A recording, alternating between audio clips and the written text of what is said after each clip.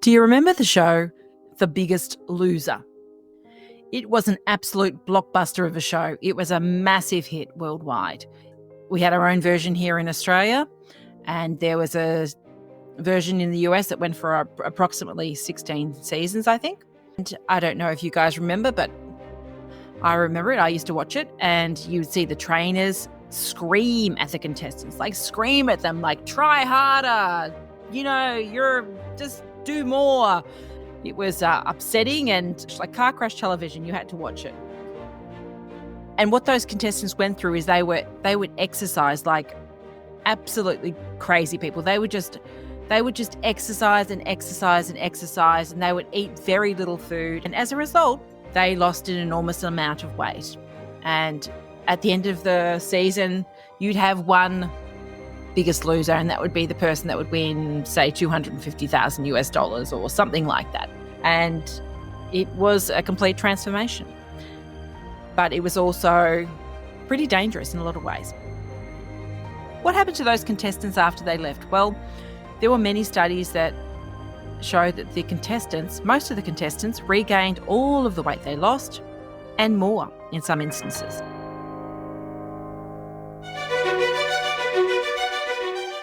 Now,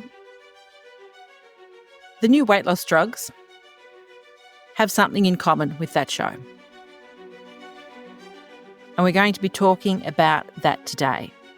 And we're going to be talking about the various types of weight loss drugs and asking the question, is faster better? This is Investigating Ozempic, and I'm Bern. Welcome to episode 6.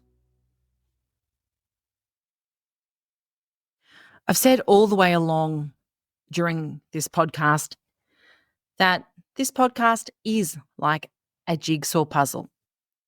And it's not a junior one. It's a pretty tricky, complicated one. But once you've got all the pieces, it's quite easy to see the picture. So I'm going to run through what we've seen so far. The first piece is the obesity epidemic. We have a large obesity epidemic. I don't think anyone disputes that. The second puzzle piece is we've got these new weight loss drugs, or relatively new weight loss drugs. The third piece is government regulators and how they are now in the pocket of drug companies. The fourth piece is the goals of the two CEOs of Novo Nordisk and how they differ. The fifth piece is the stock price of Novo Nordisk and the pressure to keep that stock price high. The sixth puzzle piece is about the history of the GLP-1s. We look back in time at that. The seventh puzzle piece were the Ozempic clinical trials and what scientists had said at the time. The eighth puzzle piece was hiding clinical trial results, how drug companies can conduct trials yet not post results or even post these trials. So we can't see a fully complete picture or fully transparent picture of what has happened in the development of a drug. The ninth puzzle piece is the fact that drug companies want a blockbuster drug. They want a $1 billion blockbuster drug. And then the 10th puzzle piece was the recommendation from extremely senior Danish scientists to possibly give daily dosages for weight loss. Now, this conflicts with the fact that we have Wegovy, which comes in a weekly dosage. Last week, we started looking at Wegovy. We looked at the Wegovy dosage trial and how they got that controversial 2.4 milligram through. We also asked the question, why did government regulators approve this dosage after scientists had expressed some concerns? Now, this week is almost a continuation of that. We're looking at Wegovy even further, and we delve into the clinical trials. And we look at the battle between the two big pharma, Eli Lilly and Novo Nordisk. There's been a battle going on that you're possibly not aware of, and it's between two huge pharma companies. One of them is Eli Lilly, who is a US pharmacy company, and the other is Novo Nordisk, who is a Danish company. I've been speaking about Novo Nordisk throughout this podcast. Novo Nordisk are the patent owners and the manufacturers of Ozempic and Wegovy. Ozempic is a diabetes drug that can be used off-label for weight loss, and Wegovy is a higher dose weight loss drug, both containing semaglutide. Novo Nordisk also have an oral semaglutide tablet called Rybelsus. It's a once-a-day tablet. The percentage of weight loss found with Wegovy is approximately 15% of body weight over 68 weeks. And with the oral Rybelsus, it's about 10 to 15% of body weight. So it's not as effective as the injection. And on top of that, you can only get Rybelsus if you have type 2 diabetes. It's not prescribed for weight loss as yet, unless it's off-label. Eli Lilly are the makers of Mounjaro and Zepbound. They are terzepeptides. And they advertise that you can get up to a 22% average weight loss using a terzepeptide. Mounjaro is the diabetes version of the drug, and Zepbound is the weight loss version of the drug. Same drug, different names, and doctors prescribe them at will. So you've got Ozempic and Wegovy, which is semaglutides, saying you can lose 15% of your body weight over 68 weeks. You've got Mounjaro and Zepbound, which are terzepeptides, and they're claiming you can lose 22% of your body weight in average. So what do you think is going to be more popular? It's not hard to work out that the higher the claim of weight loss, the more people are going to want to lose that weight. Because people seem to think that the faster the better and the more weight the better. And that is not necessarily true. We're going to be going into that today. But Novo Nordisk and Eli Lilly have been battling for the last few years with their weight loss drugs. And it seems to be the public are buying the one or favouring the drug that has the higher percentage of weight loss. There is a new drug coming from Novo Nordisk called CagriSema. It contains 2 GLP-1s rather than one. They've claimed in their recent clinical trial that you can lose up to 23% of body weight, which is slightly higher than Mounjaro and Zepbound, but not much. It's only 1% higher. Initially, they made a claim saying that you could lose up to 25%, which is possibly more significant, but they didn't find that in their clinical trials.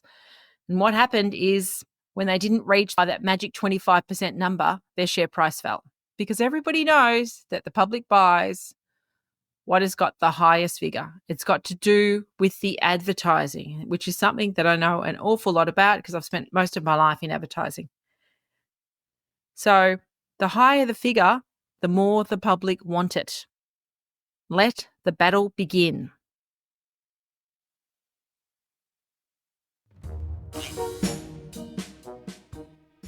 In our last episode, we talked about Wegovy and the dosage for Wegovy, how it was considerably higher than Ozempic, and how scientists manipulated and played around with the clinical trials in order to get a higher dosage of Wegovy approved.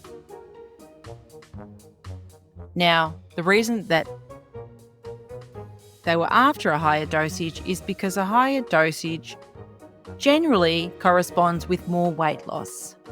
That higher magic number that all of those pharmacy companies are looking for, the higher percentage of weight loss that they're looking for. But unfortunately, generally, higher degrees of weight loss also correspond to higher degrees of side effects. We're going to be going into side effects next week because there are an awful lot of them. But go back and listen to last week's episode, all of the manipulations that happened and what the scientists said and their concerns about taking a higher dose, and how the scientists had said how a higher dose for weight loss generally wasn't great for people because it caused too many gastric issues. Go back and look at that.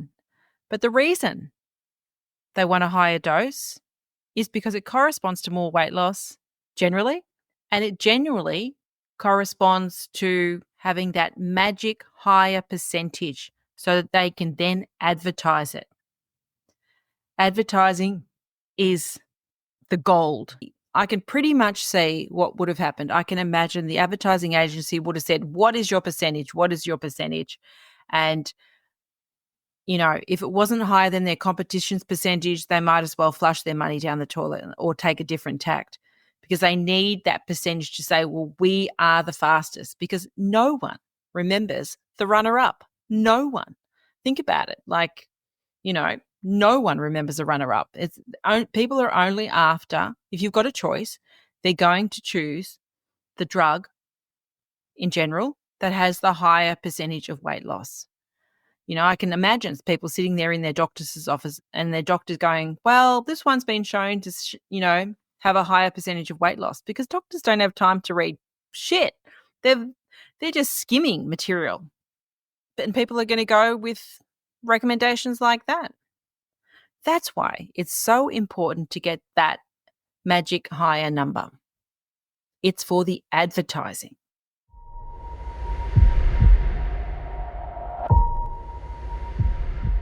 One thing I haven't talked about yet are the Wegovy clinical trials. And these trials are really interesting to look at. And I'm going to attach some of them in the show notes so you can have a look too.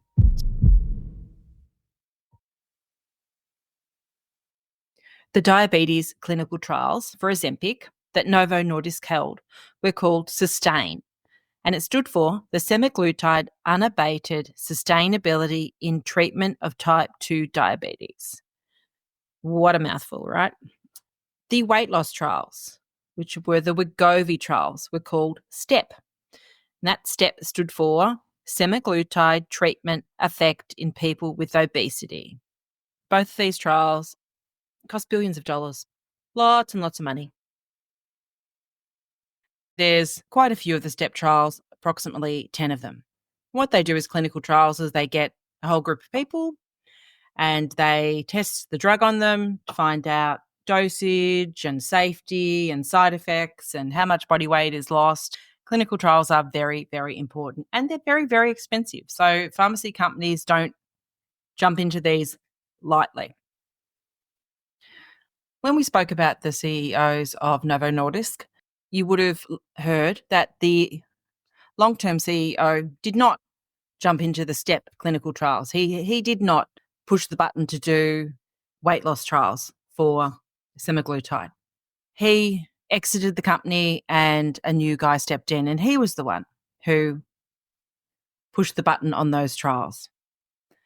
Go back and listen to Diary of a CEO episode, which is really interesting. When I look at the STEP trials, which started in 2018 and finished in 2020, 2021, I can see that the dosages they tested were mostly a 2.4 milligram dose, which is what you find in Wegovy, and a 1 milligram dose, which is what you find in Ozempic, usually. But pretty much all of the STEP trials had that 2.4 milligram dosage. And the difference between the Ozempic trials and the Wegovy trials are a couple of things. They used a lot more females in the STEP trials than males. For example, in the STEP trial 1, they used 955 females and 351 males. And in the STEP trial 3, they used 315 females and 92 males. Now, you might ask why on earth they would do that. Well, there's a thing. When you take semaglutide, women tend to lose weight faster than men on semaglutide. And that's for a couple of different reasons, or that's generally thought to be for a couple of different reasons. And I'll go into those later when we talk about gender, the difference in gender. But the other thing that you need to know about these Wegovy clinical trials is that the average weight of people on these trials was well over 100 kilos. And for the Ozempic clinical trials, they were approximately 20 kilos lighter. And the reason that they would want to do that is because if you've got more weight to lose, you're going to lose it faster. Like if you think about it, if you've got someone who weighs 100 kilos and they're on a diet, or you've got someone who weighs 70 kilos and they're on a diet, who would you expect to lose more when they jump on the scales for the first week or the second week? It's going to be the heavier person. So they've used heavier people. Now, the big difference between the Wegovy trials and the Ozempic trials is the dosage given. With the Wegovy trial, it was the 2.4 milligram dose. And with the Ozempic trial, they were focusing on the 1 milligram dose. And that's really important because when you look at the side effects for the Ozempic clinical trials, the side effects average around, I'm just talking as a percentage reported, and you can go and look at these trials yourself, and I'd encourage you to do that. It's approximately 40% had adverse events. They call them an adverse event, but it basically means a side effect. And the big side effect that these semaglutides seem to cause on people are gastric side effects. So, for example, in the Ozempic clinical trial, which was called Sustain 4, that's an Ozempic trial, they tested a 0.5 milligram dosage and a 1 milligram dosage. And for the 0.5 dosage, the adverse events was 47.51% of people. And for the 1 milligram dosage, it was 53.33% of people. On top of that, there are serious adverse events. Serious adverse events are ones that you need to go to hospital for. There are another 6% on the 0.5 version and another nearly 5% on the 1 milligram dose. So that's a fair whack of side effects. I think, if 40% of people have got side effects, that's a fair whack. But then you go to the Wegovy clinical trials where they've upped the dose to 2.4 milligrams. And when I look at the STEP trial 5, which is a 2.4 milligram dosage, there were 92.76% of people reporting adverse events. So you can see when you go up a dosage, the side effects or the adverse events pretty much double, I would say, maybe more than double. When I looked at the STEP trial 3, the adverse events were 95.8% of people had adverse events. Now, also remember, with these clinical trials, what they seem to do, and I've noticed this with all of the trials, is if you've got 100 people participating in the trial and 10 of the people drop out,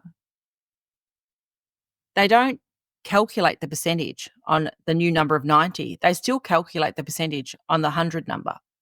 So if they took into consideration all the people that dropped out, the figures would be even higher. The percentage would be higher. And in some cases, when I recalculated with the dropped out people, I found there was 100% of people with side effects. So also with the STEP trial 3, because they certainly won't tell you this in the advertising, is they called it intensive behavioural therapy. Basically what they did is they gave people a liquid diet for 8 weeks.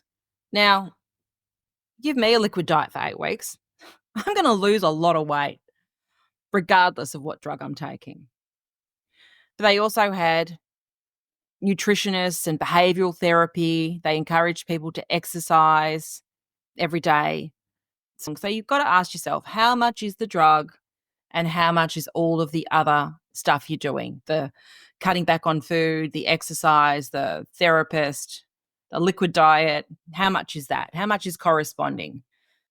When I look at the Ozempic trials compared to the Wegovy trials, I do wonder how the hell Wegovy got approved with so many side effects. Considering it had so many side effects, I wondered how it got approved at that higher dosage of 2.4. And it is really hard to work out. I know that the FDA, the TGA are, who are the approving bodies, are in the pocket of these drug companies. But it looks like they've looked at these trials and gone, okay, 95% of people suffering from side effects, okay, that's okay, we'll approve it. I would have thought, I just don't, I'm dumbfounded. I mean, I'm dumbfounded. I don't know how 2.4 milligrams got approved. I really don't, because of the amount of side effects.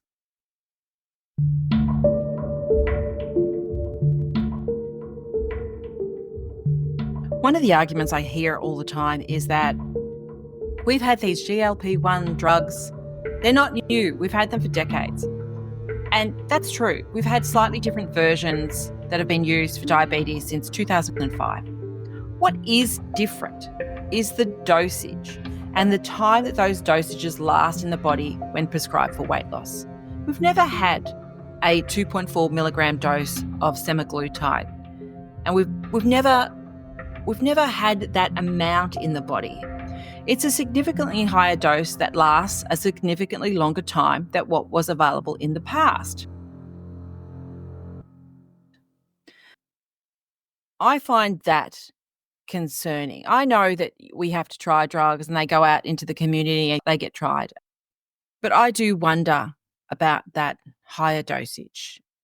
I would like to see more flexibility with dosage, because what Novo Nordisk, what they recommend on their package and what the doctors invariably prescribe is an escalated dosage. So you start on 0.25, then they'll say after 4 weeks double to 0.5, and then they'll say after another 4 weeks to double it again, and then possibly double it again.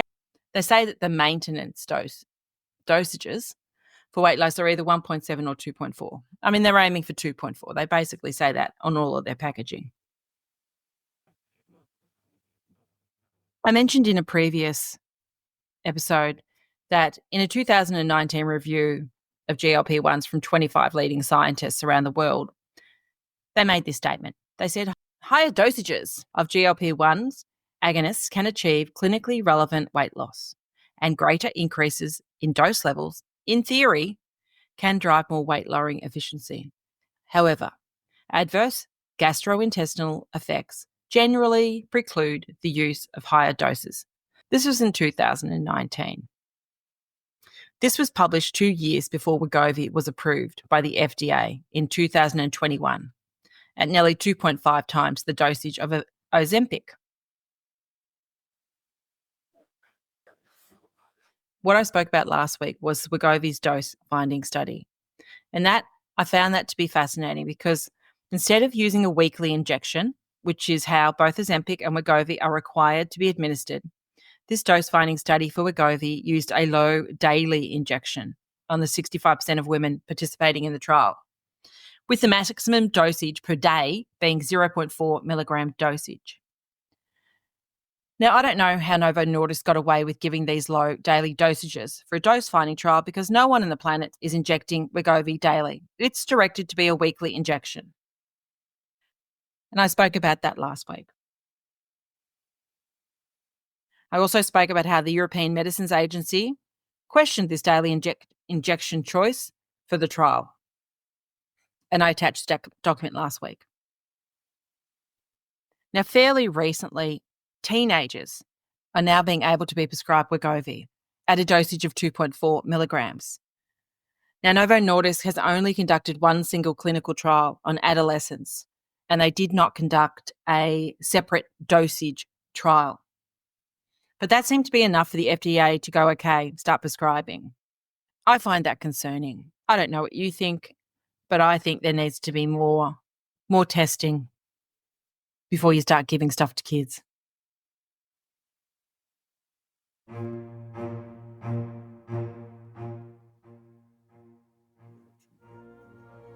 There was a quote in a Wired interview in 2023. It was from Jens Juul-Holst, he was one of the scientists involved with discovering the GLP-1s. And he said, "You don't eat through GLP-1 therapy because you've lost interest in food. That may eventually be a problem, that once you've been on this for a year or two, life is so miserably boring that you can't stand it any longer and you have to go back to your old life." I've found through speaking to people who take Wegovy and Ozempic for weight loss that dosage greatly affects the amount of food that they want to eat. For some people, taking a low dosage does the trick. They take the drug, the next morning they wake up, the food noises have gone in their head, and they can make better choices. And that's on a very low dosage. And there are some people that I've spoken to, and an interview coming up on the next episode, where didn't really do anything for her. So I think everybody reacts very differently to semaglutides. And that's another reason why I think flexibility in dosage is important.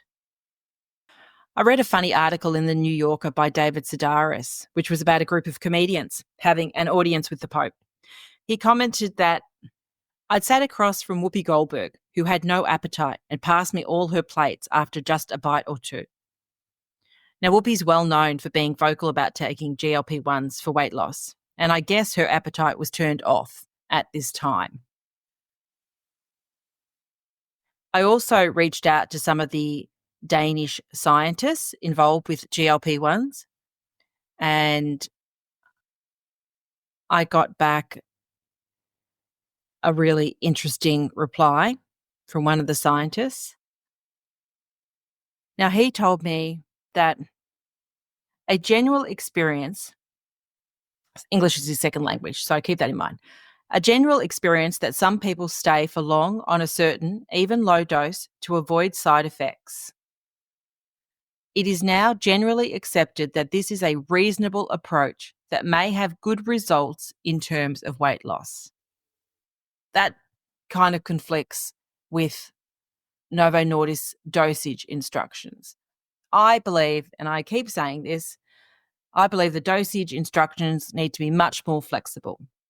What I've heard from people who have taken this drug is that when they take a higher dosage, they literally forget about food and they don't want to eat.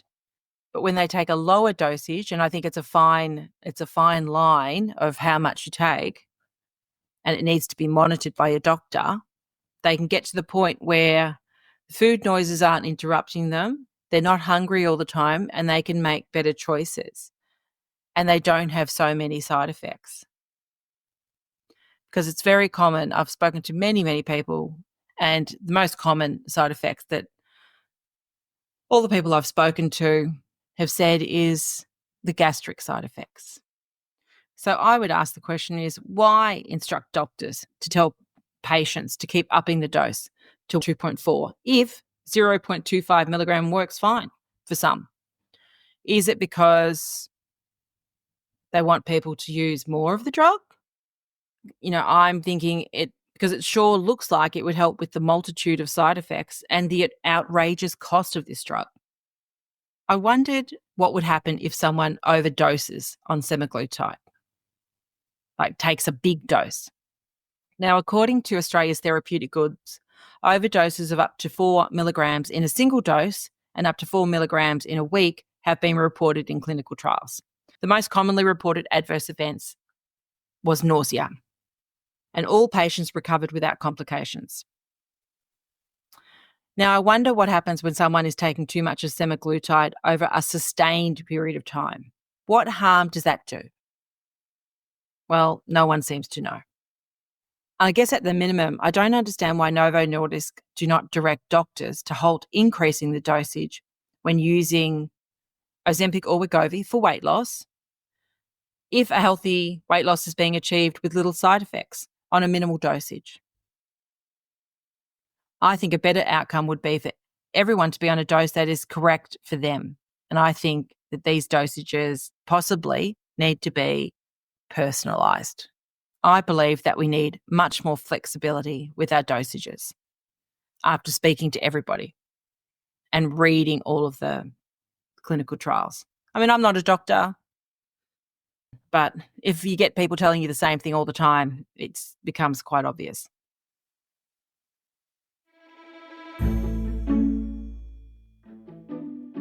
I think all of us have heard the term Ozempic face.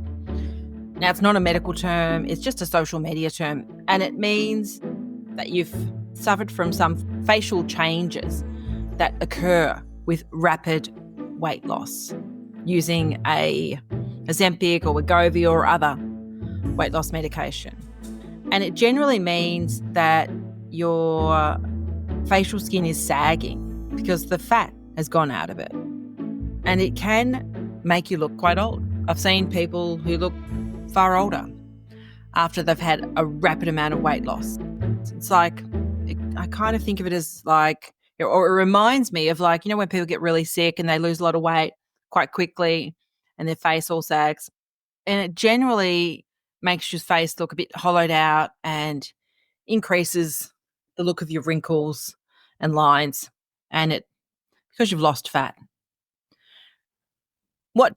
What's becoming quite popular is that people are going to get fillers. If they can, afford to use Ozempic or Wegovy for weight loss, and they've got the money for that, then what they do after it is they'll inject fillers into their face, which is,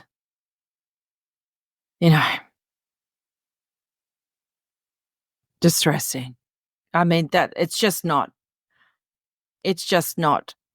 feasible or a realistic approach for most people. Because, who wants to start injecting fillers into their face? I mean, I know it's extremely popular, but really, if you can just slow down the rate of your weight loss a bit, slow it down and not try and, drop 2 kilos a week or however much, not try and drop an enormous amount of weight in a really short period of time, even though it's very tempting to want to do that. If you can do it in a more sustainable and long-term health way, then you won't end up with Ozempic face. There's another term. It's called Ozempic butt. And it's sagging skin again, and it's a result of extreme rapid weight loss while taking these drugs. These are kind of funny terms, but again, they're not medical terms. They're just social media terms. But it's something to think about. If you don't want lots of sagging on your face, which I sure as hell don't, then you possibly want to get to a dose that is going to slow down your appetite, but not stop your appetite. I think there is a fine line as to when you slow down your appetite, you're not obsessed with food anymore, you're not thinking about it all the time, you're not running to the cupboard to eat biscuits and cookies and stopping your appetite. You don't want to stop your appetite because, food is one of the best things in life. It's important. And why, you want to enjoy your food. You just don't want to be obsessed with it, right? You want to be able to enjoy it still, drop your weight, make healthy choices, and not be obsessed with it. And I think this is my belief, my personal belief, is that everybody possibly needs a different dosage of Ozempic or Wegovy, semaglutides, for their own personal weight loss. And there are many things that make a difference. And number one is weight, what you weigh. Because think of it like this, if there's a 300 kilo man and 120 kilo women, yet you go in to get, they both go in to get Wegovy, they're getting the same dosage. Now, I would question that. I question that because I'm like, well, has a different effect to women, to men, has a different effect with weight. These have been shown in their clinical trials. I think it needs to be more personalised. And that's why your doctor possibly needs to be involved. In the beginning of this episode, I talked about the biggest loser, contestants. What happened with those contestants is most of them regained all of their weight back and more after losing the show. What they also did is they affected their resting metabolic rate by up to 600 calories a day. When you consume a very low-calorie diet for a sustained period of time, it can reset your body and make it harder to lose or even sustain weight. For example, your resting metabolic rate may have been 2,500 calories a day before you lost weight, and after weight loss, it might be only 1,900 calories a day. The degree of metabolic adaptation correlates with the average rate of weight loss. In other words, the faster you lose weight, the more it adapts. Our bodies are really clever at hanging on to weight. You can see this effect of fast weight loss in Ozempic face and Ozempic butt posts on Instagram. Ozempic face is the sagging and wrinkling of skin that may happen with rapid weight loss, as the fat is not only gone from your body but your face too. It's not what I want. I'm sure it's not what anyone wants. Plastic surgeons, they're another part of society that are generally not financially challenged, are cashing in on this one by injecting costly fillers. So when I go back to that clinical trial, the STEP clinical trial, where they put the participants on a reduced calorie diet, gave them therapy, asked them to exercise, cut back their food, and then gave them a liquid diet, this would have contributed towards a very fast rate of weight loss, which we know is not that healthy. That's not what the general medical advice is. In fact, the MHRA, which is the UK's drug evaluator, questioned some of the STEP clinical trials to be considered. In fact, they didn't allow some of the STEP clinical trials to be considered because of the intensive behavioural therapy that was a large part of the trials. So maybe saying you're the fastest at weight loss will get a company a whole host of publicity and sales. But as we know, faster is not necessarily better when it comes to weight loss. I know it's very tempting to want to lose weight fast. I would love to snap my fingers and all of my excess weight be gone, but not at the expense of fucking up my metabolic rate. And I think that's something to really consider. Just like the biggest loser, with Ozempic, there seems to be this lifetime sentence idea with taking it, because many studies have shown that once people stop taking Ozempic, they regain most of their weight back. We're going to look at that further in upcoming episodes because it's not as simple as it sounds.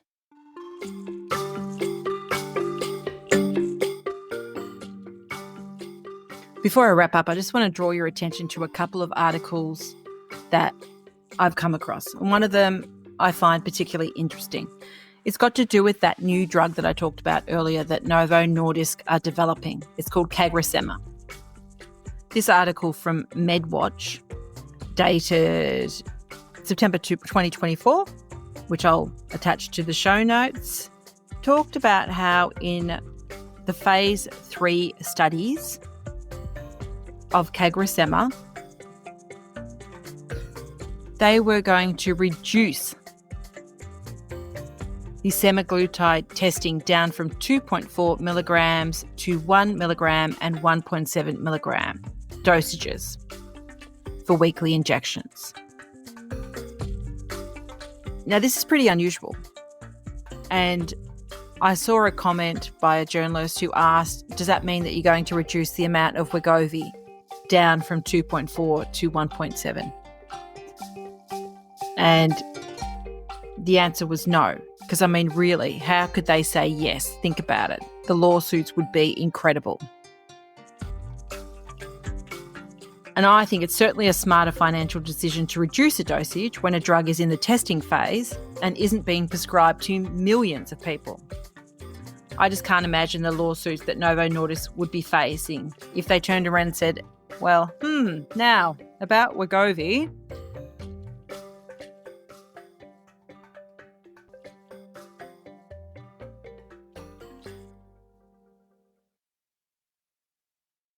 The last thing I want to draw your attention to, and I'm going to put a link to this in the show notes because it's a really interesting survey. It's a survey on real-world use of using semaglutide for weight loss. And they looked at nearly 170,000 people. It's by Blue Health Intelligence. On average, 79% users of the drugs were female, and the average age was 45 years old. What was really interesting about that was less than half of those that were prescribed the drug stayed on the medication for 12 weeks or more. Less than half. I mean, that's a crazy number. And only 42% of users made it past 12 weeks. They also found out that many people discontinued GLP-1s before achieving any clinically meaningful weight loss. Clinically meaningful is, I think, over 5% of your body weight. What they were trying to work out is how to get people to stay on semaglutides. So what would have happened if they've gone by Novo Nordisk's dosage recommendations, which I gather they have, is the standard, that is the recommended from the manufacturer, is what would have happened before those 12 weeks is that at 4 weeks they would have been instructed to double their dose. At 8 weeks they would have been instructed to double it again. And then at the 12-week mark they would have been told to put it up again. And we all know that as you increase the dosage, side effects increase. What I wonder when I look at this is if there was a different way of prescribing this drug, if the recommendations were when you've taken a dosage that is working for you in terms of weight loss, stop at that level of dosage and see your doctor and talk to your doctor and have some, obviously you'll need supervision. But these people all had supervision.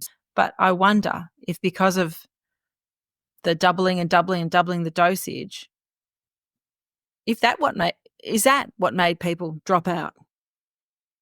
This was a US study, FYI, and younger patients, which were aged 18 to 34, were more likely to drop out of treatment sooner. Here's what I wonder at the end of the day with the Wegovy trials. I wonder if in order to get a pretty stunning amount of weight loss lost, if the manufacturer, Novo Nordisk, increased the dosage because they knew it would lead to increased weight loss, and therefore they could advertise that they are the fastest at weight loss. And possibly at the time, because this is a new weight loss drug, I wonder if at the time they were like, well, the side effects are not that bad. And I wonder if now they regret what they put on their packaging, but they can't change it because they'll get sued. I wonder if they regret saying, well, double your dosage. I wonder if they had changed their, recommendations to when you've reached a dose that works for you, then stop at that dosage rather than doubling it and possibly getting more nausea and more stomach upsets and more headaches and more of the other side effects. And I wonder, now that I've looked at what they're doing with CagriSema, their new drug, where they're reducing the semaglutide before they even put it to market, it makes me even more suspicious about the dosage of Wegovy. Next week, we're going to be talking about the side effects. Finally, we're getting to the side effects because there are a lot of them. I'm going to try and sift through them quite quickly. And we're also going to be listening to an interview I had with a fantastic woman who suffered a lot of side effects from these drugs. And we'll hear her story, which is a really fascinating story. But I'll see you next week on Investigating Ozempic. Investigating Ozempic was written and produced by me, Bernadette Fisher, And please see the show notes for all of the medical disclaimers and all of the links to the documents that I've mentioned in this podcast.